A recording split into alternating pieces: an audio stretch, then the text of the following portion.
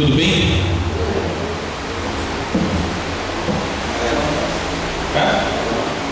Tá. Quer dar uma olhadinha aqui?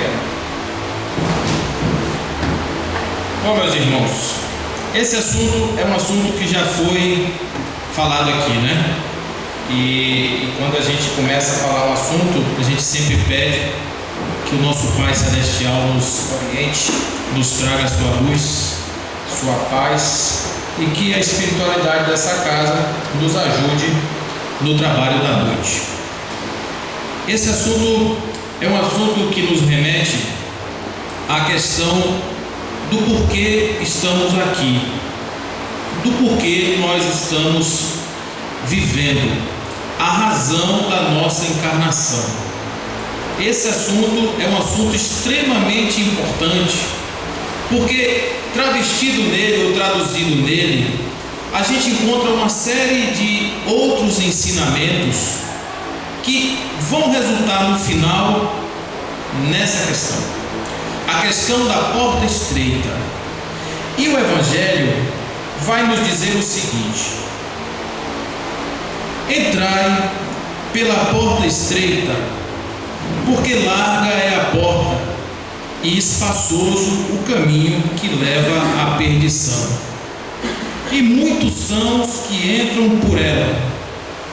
Que estreita é a porta e que apertado o caminho que leva para a vida, e quão poucos são os que acertam por ela. Isso está em Mateus capítulo 7, versículos 13 e 14. E prosseguindo em Lucas, e perguntou-lhe alguém: Senhor, são poucos então os que se salvam? E ele lhes disse: empenhais por entrar pela porta estreita, porque vos digo que muitos procurarão entrar e não o poderão. E quando o pai de família tiver entrado e fechado a porta, vós estareis de fora e começareis a bater, dizendo: abre-nos, Senhor. E ele vos responderá, dizendo: não sei de onde sois. Então começareis a dizer: nós somos aqueles que em tua presença comemos e bebemos, a quem ensinaste nas nossas praças. E ele vos responderá: não sei de onde sois, apartai-vos de mim, todos os que obrais a iniquidade.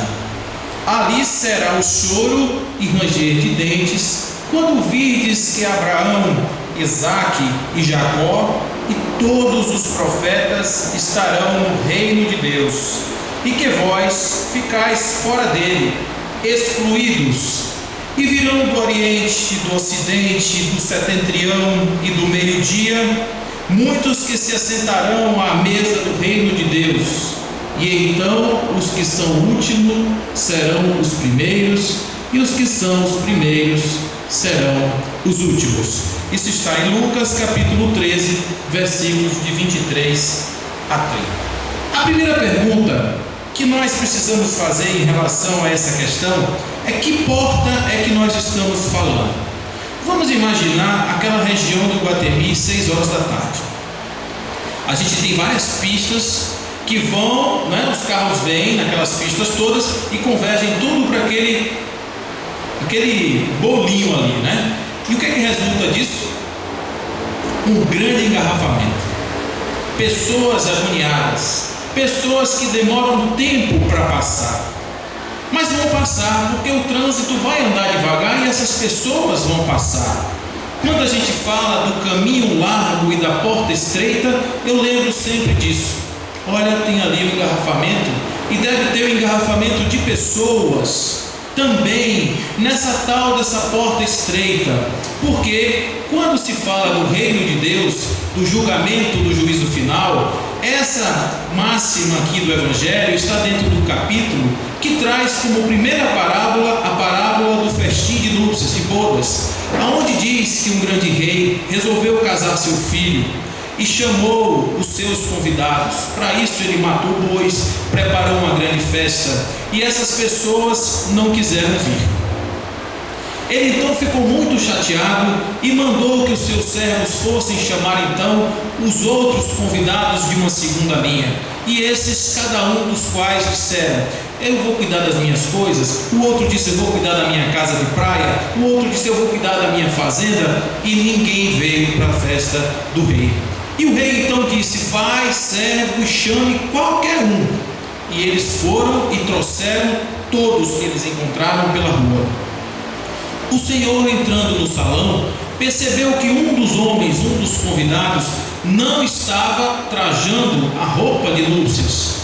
E então pediu que os seus soldados colocassem ele para fora e colocassem ele numa condição acorrentados, num lugar onde haveria choro e ranger de dentes. Essa parábola é uma parábola que inicia no Evangelho segundo o Espiritismo essa questão do que nós estamos falando da porta estreita.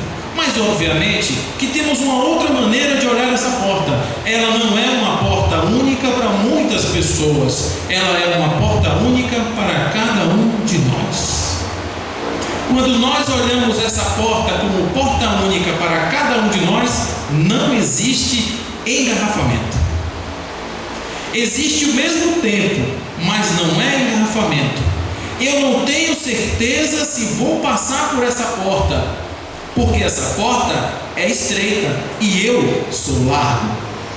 Eu carrego comigo uma bagagem enorme que me faz ser difícil chegar naquela porta. E nós vamos encontrar o Evangelho cheio desses exemplos, aonde nós vamos dizer a primeira história, a história de nosso amigo Narciso. Narciso era um homem muito bonito e se apaixonou por ele uma menina chamada Eco. Então Narciso, como ele se achava muito bonito, ele disse que não queria nada com essa menina, essa Eco. E esse Narciso, quando ele nasceu, esse Deus, esse oráculo Tiresias, disse que ele teria uma vida longa se ele jamais olhasse a sua própria imagem. E contam essa história de várias maneiras, inclusive que ele não tinha espelhos em casa, que ele era proibido de olhar a sua própria imagem, que os pais tinham muito medo disso, mas ele esnobou a ninfa Eco. E Eco definhou até morrer, ficou morta, acabada. E com isso, as outras ninfas pediram aos deuses que se vingassem de Narciso. E num dia, em distração, Nêmesis chama Narciso e pede que ele pegue alguma coisa no fundo de um lago muito cristalino. Quando Narciso se debruça sobre o lago, ele vê a sua imagem e não consegue mais, nunca mais se largar dessa imagem, e vai ser definhando até morrer. E dizem que mesmo lá embaixo, mesmo no Hades, no mundo espiritual daquela época, ele ainda assim continuava procurando a sua imagem no rio que lá existe. Essa ideia de Narciso, que vai nos falar sobre outras possibilidades também que estão no Evangelho, trazendo essa questão da porta larga individual. E uma das portas mais belas desse Evangelho fala de uma mulher. Essa mulher era uma mulher brilhante, era uma mulher sedutora, bonita, rica. Ela tinha um séquito de trabalhadoras do prazer. Ela era absolutamente sedutora. E essa mulher tinha um problema. Ela tinha um vazio existencial muito grande. Ela tinha uma necessidade muito grande de encontrar algo mais na sua vida. E essa mulher vivia aquela realidade porque era o seu lugar de conforto, era a sua comodidade, ela ser uma vendedora do próprio corpo e do corpo das suas secretárias. Um belo dia, ela se encontra com Jesus, e Jesus vai falar do reino dos céus. vai falar dessa liberdade que nós temos quando nós estamos de acordo ou sintonizados com as energias divinas. E nesse momento que ele faz esse relato para ela, ela descobre o que faltava na sua vida. Era justamente aquilo que ela buscava. E a gente observa nesse movimento dessa mulher como nós nos pegamos nas coisas que não têm valor. Ela sabia que ia ficar velha, que o seu corpo iria deperecer e que ninguém mais ia querer buscar nela a fonte de prazer. E o que é que ela ia fazer quando se esgotassem todas as possibilidades de exaurir o seu prazer com os homens? Não teria mais sentido a sua vida, que foi toda calcada em cima de um prazer periférico, de um vazio interior. Ela não tinha nenhum valor que lhe pudesse ser utilizado como sustentáculo em sua vida.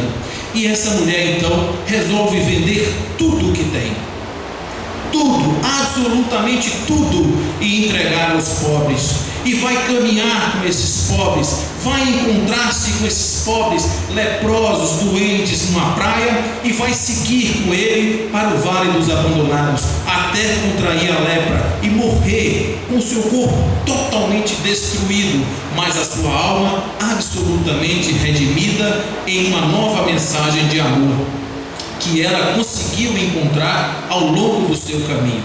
Essa mulher, Maria de Magdala, conta nos evangelhos e historiadores que ela foi tão importante na vida de Jesus que alguns dizem até que Jesus foi marido dela e que com ela teve filhos. Essa história, inclusive, hoje é uma história que os historiadores trazem com muita naturalidade. Quando Jesus ressuscita, que ele vem e volta no terceiro dia, ele aparece mediunicamente para ela.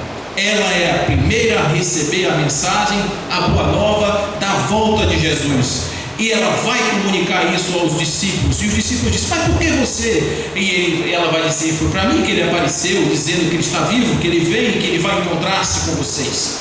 Então, Maria de Magdala, essa mulher que a única maneira que encontrou de agradecer a Jesus foi guardar um pequeno vaso de alabastro, e no dia em que Jesus estava na casa de Simão, ela vai até lá, se ajoelha nos pés, essa imagem, pega os seus cabelos e lava o corpo dele com este líquido precioso e muito caro. Os discípulos vão dizer: que absurdo, como é que você gasta ou deixa essa mulher gastar esse alabastro com uma coisa tão fútil? E ele vai dizer: se uma pessoa lhe deve 100 reais e você perdoa essa pessoa, e outra pessoa lhe deve 10 reais e você perdoa essa pessoa, quem será mais grato? Aquele que me deve mais. Portanto, essa é a minha razão. Essa mulher devia muito e agora ela está muito gratificada porque eu a perdoei. Ela agora está vivendo uma nova vida. Por isso, deixe que ela faça esse trabalho de me ungir com o seu óleo conforme seja a sua vontade.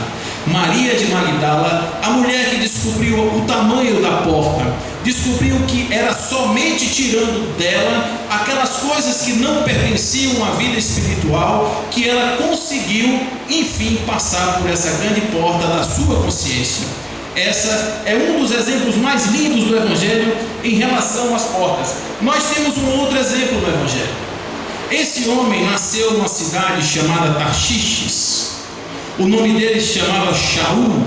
Ele era conhecido como Shaul de Tarshish. Ele era uma pessoa, um cara muito feio, dos cabelos vermelhos, que se tornou um brilhante orador, uma pessoa que foi muito importante na comunidade que pertencia. Ele era um doutor da lei, era um homem que entendia a lei de Deus de uma forma muito precisa, e esse homem chega a Jerusalém com a missão de destruir os cristãos.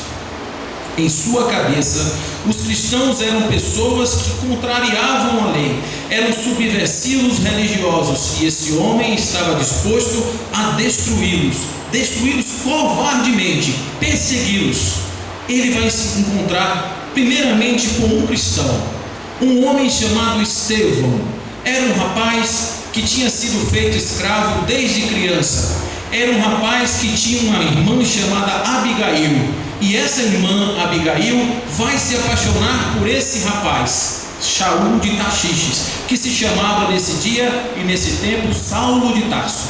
Ele se apaixona por Abigail e vai ter com Abigail uma relação muito intensa, ao ponto de querer se casar com ela. Só que Estevão era escravo e desde pequeno havia se separado de Abigail para desgosto do seu pai.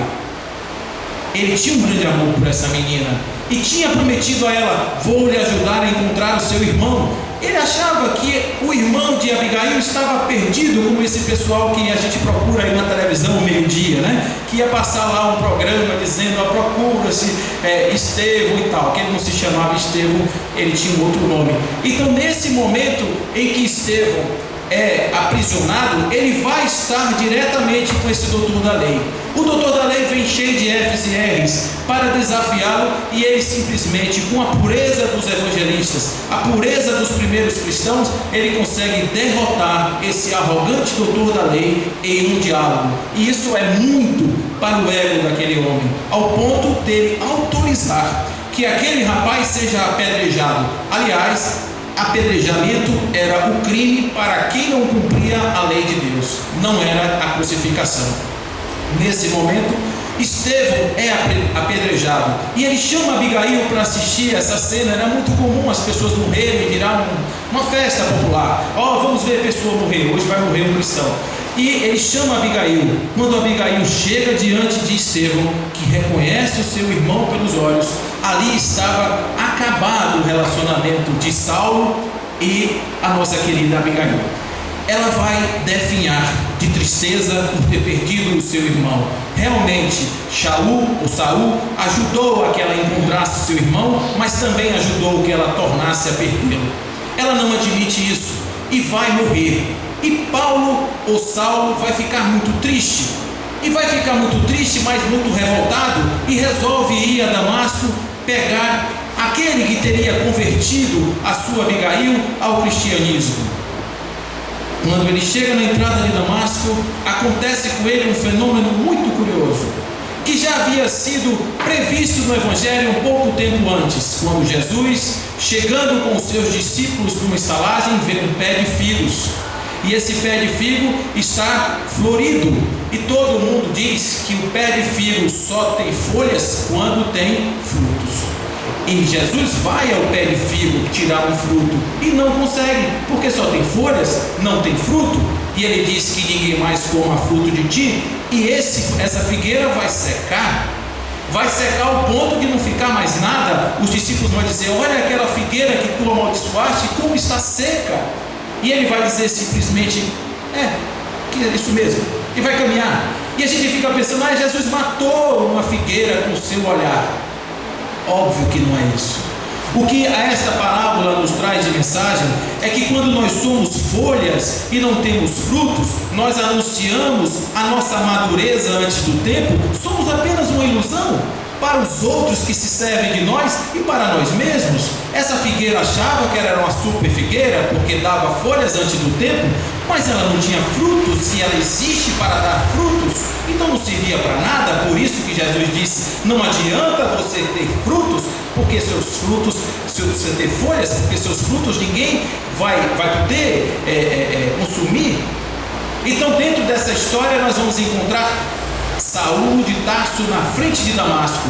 Ele chega no seu cavalo e cai cego, e vem uma luz, e essa luz, ele enxerga Jesus e diz: o que queres que faça?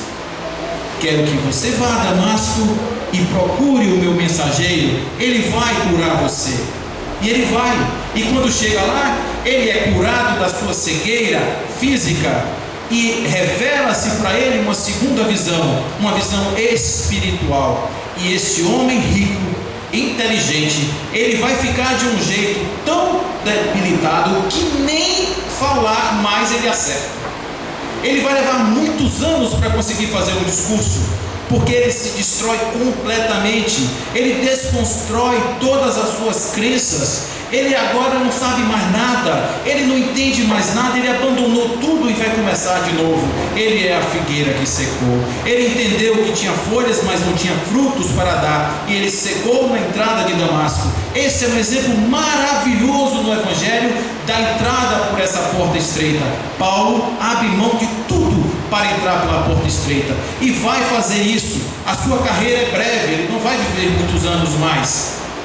E dizem os historiadores, ele não vai viver porque ele tinha muitas desavenças com os próprios cristãos, porque sua visão da religiosidade era uma visão moderna. Ele não só caiu do cavalo, ele também renasceu com uma visão absolutamente ampla e benigna do Evangelho. Nos deu essa interpretação que nós temos hoje do Evangelho, graças muito a Paulo. Inclusive o próprio Evangelho de João, muito calcado nas suas observações, errou algumas coisas, como todos nós erramos, mas isso não coloca absolutamente em xeque a sua obra, mostrando apenas que quando queremos passar por esta porta da nossa consciência, temos que rever os nossos conceitos, abrir mão de muitas coisas, olhar para dentro do nosso coração e dar permissão para que a gente se reconstrua. Esse é o verdadeiro sentido da porta estreita que é colocada. E essa mesma porta nos é apresentada também no Evangelho, em uma outra passagem, onde um menino rico que estava diante de Jesus vai perguntar a ele: mestre,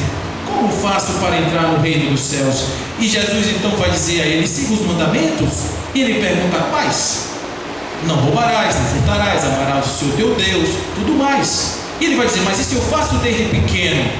E Jesus então vai entender que ele não tinha entendido nada, que esse negócio de falar, como Isaías dizia: esses homens me amam com a boca, mas o coração é vazio.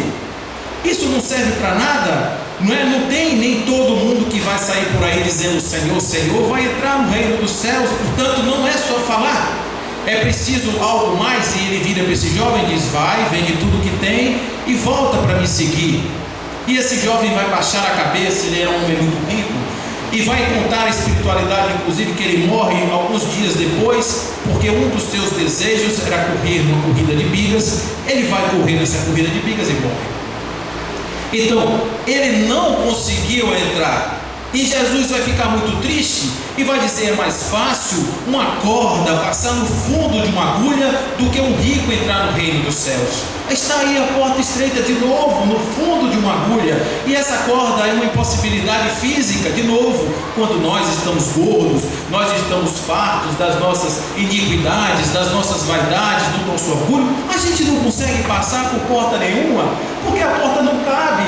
Ou a gente se livra de algumas coisas, ou a gente não passa. E eu fico pensando quantas vezes eu já vi alguém num caixão levando um carro. Quantas vezes eu já vi alguém num caixão levando uma empresa, levando dinheiro. Eu nunca vi. No máximo flores. E os caixões são engraçadíssimos, porque eles cabem a pessoa exatamente. Eu não sei como é que eles fazem isso, né? Quando a gente chega aqui, vê o caixão começa em cima da cabeça e termina abaixo dos pés. Então não tem nem lugar para botar nada, não é isso? Então a gente não pode pensar que o caixão é lugar para levar coisas para o mundo espiritual. Recentemente, inclusive, um rapaz resolveu enterrar um carro, achando que quando ele chegasse depois ele ia pegar o carro dele e sair andando nas nuvens, né? Olha que chique ia ser isso, né?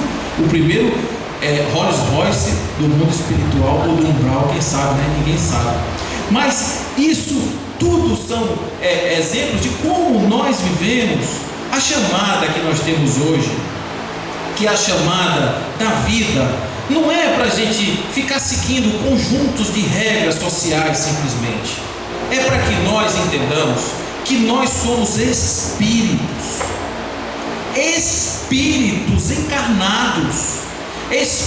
encarnados que precisam evoluir. Esse é o sentido da nossa vida, nada mais. Então, óbvio, dai a César o que é de César, ou seja, viva a materialidade, porque a materialidade é importante para o desenvolvimento da humanidade, lei do progresso, do desenvolvimento, temos que viver. Agora, dá a Deus também o que é de Deus, ou seja, viva a espiritualidade, porque a espiritualidade precisa ser vivida. Como é que a gente faz? A gente vive a materialidade todos os dias da semana, e um dia na semana a gente diz: hoje eu vou fazer a minha unção espiritual, eu vou dedicar 1 hora da minha semana inteira para o meu espírito, e vou dedicar todas as outras horas da semana inteira para o meu corpo. Olha, meu corpo vai morrer e o espírito não. Então essa troca não é justa. Eu talvez não esteja fazendo da forma correta. Eu posso ser um homem espiritualizado, significa dizer o quê?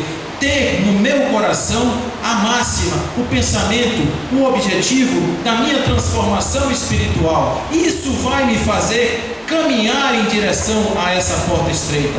Não pensar que simplesmente vou ser salvo por uma mão que vai me pegar e vai me levar. Não existe salvação exterior. Eu trouxe para vocês um livro que ele foi escrito mediunicamente por Chico Xavier. E ele conta a história de um rapaz, de um homem chamado Frederick Figler. Esse homem, Frederick Figler, ele era vice-presidente da Federação Espírita Brasileira. E ele desencarna. E vai desencarnar com o pseudônimo de Irmão Jacó. Irmão Jacó vai estar com os seus irmãos espirituais. Ninguém menos do que Bezerra de Menezes veio fazer o seu desenlace. Ele era um homem importante. Mas quando Jacó chega no mundo espiritual, ele não tem brilho nenhum. E ele fica com vergonha. Porque ele vai ver espíritos que estão brilhando. E ele achava que quando chegasse no mundo espiritual, ele ia brilhar muito. Mas ele não brilha. E olha o que Chico nos fala em relação ao irmão Jacó. Entendemos-nos perfeitamente com o ruído e com a leviandade do mundo, que nos cerca os sentidos inferiores, mas raramente nos comunicamos com o Espírito sublime do Cristo na própria consciência. Sabemos cair depressa, contudo dificilmente nos decidimos levantar. Adornamos-nos com as flores de um dia e perdemos os frutos da eternidade. Habituamos-nos a pedir as bênçãos do Eterno e quando as recebemos, dispomos-nos a dormir indefinidamente. Enchemos a terra de palavras brilhantes, esquecidos de que a vitória do bem é mais concreta naqueles que ouvem o conselho sábio e o aplicam. A lâmpada pode ser acanhada e pobre, no entanto, se possui material equilibrado e perfeito para sintonizar-se com a sede da força, produzirá luz e beleza em silêncio. Renovemo-nos assim, aprimorando as nossas possibilidades interiores, para que nos comuniquemos com o Supremo Doador da vida, através dos fios invisíveis do amor que o ligam ao universo infinito. Essas são palavras de um homem que descobriu que não é simplesmente frequentar centro espírita que salva ninguém. Ele descobriu que a verdadeira razão dos nossos espíritos evoluírem é o nosso crescimento interior, a nossa autodescoberta, saber quem somos, saber por que nós estamos definidamente, porque nós não podemos pensar que a justiça divina vai causar em nós nenhum prejuízo. Nós não temos só uma vida, nós temos as infinitas vidas da eternidade, infinitas possibilidades dadas por infinitas oportunidades. Esse é o sentido da espiritualidade que reencarna. E reencarnando, nós podemos corrigir em outras vidas aqueles pequenos defeitos que nós temos, aquelas arestas que nos impedem de passar pela porta, porque nós não precisamos passar na porta na primeira vida. Podemos até fazer isso, mas não necessariamente. Teremos no amor de Deus a possibilidade de nos resgatar. Então, se hoje nessa vida eu trago imperfeições profundas, é porque elas são necessárias aparecerem, surgirem, para que eu possa sentir a dor dessas imperfeições e a partir daí corrigir, para amanhã, quem sabe, poder passar um pouquinho mais folgado por essa porta estreita. É dessa maneira, olhando simplesmente na razão do amor, olhando na razão do perdão, porque nos dizem os Espíritos que o perdão é a maneira mais fácil de nós entendermos se o nosso espírito evoluiu ou não. Nós achamos que perdão é um ato, eu te perdoo, mas eu perdoo de quê? E quem sou eu para perdoar ninguém? Eu não sou nada para perdoar uma pessoa. Eu não consigo botar minha mão na cabeça dessa pessoa e tirar a culpa que ela tem de ter me feito um mal. Se ela descobrir que me fez um mal e que minha vida não tem propósito nenhum, depois desse mal que ela me fez, ela vai se arrepender, porque a sua vida e o sentido dela era me fazer o bem, e ela me fez o mal. Isso vai gerar uma culpa eterna para esse espírito, até que ele volte de novo numa relação de amor e se resgate comigo. Então essa é uma máxima que também está no Evangelho. Quando Jesus diz: quando estiver com seu litigante indo para a autoridade, procura libertar-se dele no caminho. Essa é a máxima de perdoar aos inimigos, para que ele não te leve ao juiz, e o juiz não te leve ao executor. Porque se o executor te levar para a prisão, você não sairá de lá até pagar o último lepto. O lepto é 1/8 de um centavo. Só para a gente ver que realmente a justiça divina existe, e a porta é apertada. Nós não podemos passar por essa porta sentindo raiva de ninguém. E o perdão, perdoar, como a gente já comentou outras vezes, é doar-se por inteiro. Perfeito, é fazer por inteiro. Perdoar é doar por inteiro. Então, se eu me dou de graça, é porque tem amor no meu coração. Perdão não é ato, é atitude. Perdão não é uma coisa que eu faço, é uma coisa que acontece quando eu sou.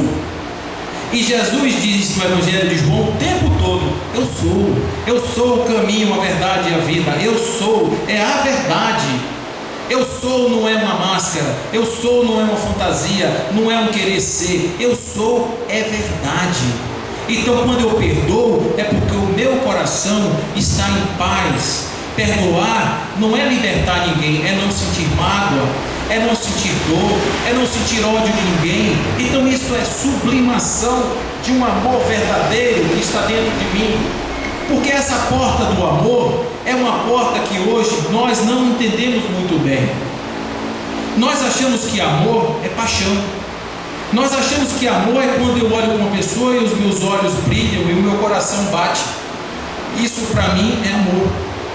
E quando a gente vê a cidade toda vermelha, de corações espalhados por aí, dizendo: olha, hoje é o dia dos namorados, o dia do amor, o dia do eu te amo, etc. Nós chamamos de amor a uma paixão física, que foi criada no ser humano para a reprodução. Isso é um instinto animal. Isso não tem nada a ver com o espírito. Isso é uma coisa que esse condicionador biológico que nós temos, que é o corpo, nos dá, para que nós possamos viver a essência do amor. Nos ensina o Espírito a amar. Esse amor, paixão, ensina, mas ele é periférico. Sabe como é que ele funciona? É como se fosse um raio que cai na minha cabeça e ele corre por fora de mim.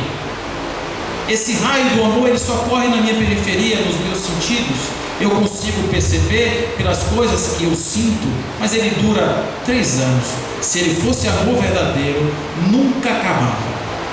Porque amor verdadeiro não acaba nunca. O amor verdadeiro, ele não escolhe endereço. A pessoa que ama verdadeiramente não ama um e não ama o outro. Isso não é capacidade de amar. Quem ama verdadeiramente ama qualquer um. E é por isso que o Evangelho nos chama a perdoar os inimigos, a amar aos nossos inimigos como a nós mesmos, amar o próximo como a nós mesmos. O primeiro mandamento, amar a Deus, e o segundo, amar ao próximo, o amor. O amor. E quem é o próximo? E quem é o próximo? O próximo é quem nós temos misericórdia, como está lá na parábola do bom samaritano. É aquela pessoa que os nossos olhos conseguem ver e o nosso coração consegue abraçar. Esse é o próximo que nós temos na nossa vida. Não é filho somente, parente. Esses são importantíssimos. Mas a nossa vida é feita de uma família universal. E essa família universal, ela não pode ter endereço fixo. Eu não posso ser um bom dentro de uma comunidade e o mal fora dessa comunidade. Isso é hipocrisia. Eu preciso construir uma relação com esse espírito que sou eu, de completa liberdade. E é isso que nos chama essa nossa reflexão. E vem o Espiritismo nos falar sobre a caridade. E a caridade como um conjunto de 3 coisas: perdão das ofensas, benevolência com todos e indulgência com as imperfeições. Isso é a verdadeira caridade. E o que é a caridade?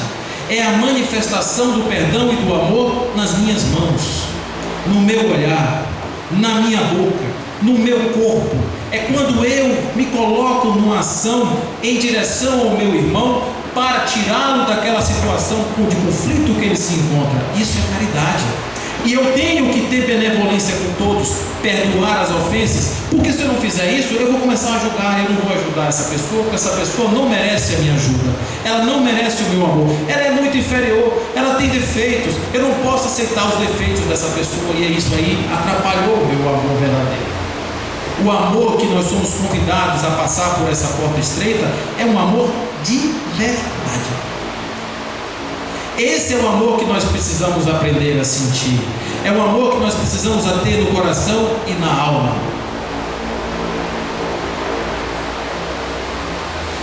Quando nós construímos essa relação com a nossa espiritualidade, com o nosso projeto de vida, tudo muda.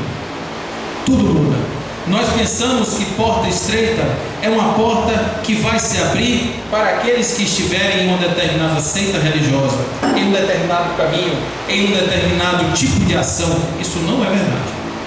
Hoje os Espíritos nos dizem que a porta estreita está aberta para quem consegue se libertar.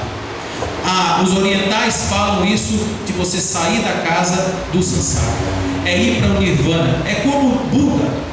Buda saiu de casa, ele era um homem rico, ele era um homem cheio de posses. Ele sai de casa e vai meditar, só meditar. E nessa meditação ele encontra-se consigo mesmo. Nesse momento, ele encontrando essa luz, ele passa a disseminar essa luz na sociedade. E existe uma história muito interessante com relação a essa questão dos gurus, para nós finalizarmos nossa conversa de hoje. Conta que existia uma mulher que resolveu botar um monge no fundo da sua casa e hospedou esse monge no fundo da sua casa. E esse monge era uma pessoa que passava o dia inteiro rezando, e não fazia mais nada, passava rezando, meditando, orando, não incomodava ninguém, ficava no fundo da casa. Um dia ela resolveu fazer um teste com ele e contratou uma odalisca, uma mulher, de negócios, e colocou na casa dele para que ela seduzisse esse grande mestre. E ela dançou, ela fez estripulia, tirou a roupa, provocou ele de todo jeito e ele nem olhou para ela. Ele não disse uma só palavra para ela, ele não fazia absolutamente nada, só do mesmo jeito que estava rezando, continuou. Foi embora. E a moça chegou para a dona da casa e disse: realmente esse homem é um santo, ele não fez nada. E a mulher então pagou os 3 dias essa mulher levou lá fazendo isso com ele. E ela pegou um cabo de vassoura e partiu para a casa desse monge e quebrou a casa toda e quebrou o monge todo, e o monge saiu do jeito que entrou, não disse absolutamente nenhuma palavra. E a pessoa que estava do lado de fora perguntou a ela: eu não entendi, por que você fez isso com esse homem, já que ele é tão bom? Ele não é bom. Ele encontrou uma mulher perdida na frente dele e não foi capaz de direcionar uma só palavra para essa pessoa. Ele me encontrou fora de controle e não foi capaz de me dar um único consolo para que eu me acalmasse. Ele é um egoísta, porque ele só pensava em si. Então, quando nós ouvimos essa palavra desse nosso querido amigo, nós podemos pensar que não é simplesmente a busca interior um ato egoísta, um ato em que eu me melhoro e o mundo se exploda. Não é isso. É eu me encontrar no meio da humanidade como um agente de transformação da humanidade. Eu sou esse agente da transformação da humanidade, porque também já nos foi dito: sois deuses, se quiseres poderás fazer tudo que faço e muito mais. Se tiverdes fé, poderá transformar este caroço em qualquer coisa, transportar essa árvore, essa montanha daqui para acolá. Essa é a mensagem que nós temos: o poder de transformação das nossas vidas e das vidas dos nossos irmãos. Nos amemos, nos libertemos, nos perdoemos, vamos viver uma vida de paz, de luz, de amor, de caridade, de benevolência, de indulgência, para que nós possamos um dia passar por essa grande porta estreita, porque ela é grande no seu sentido, da sua importância, e somente com o que nos interessa, o nosso espírito puro e cheio de amor. Que assim seja.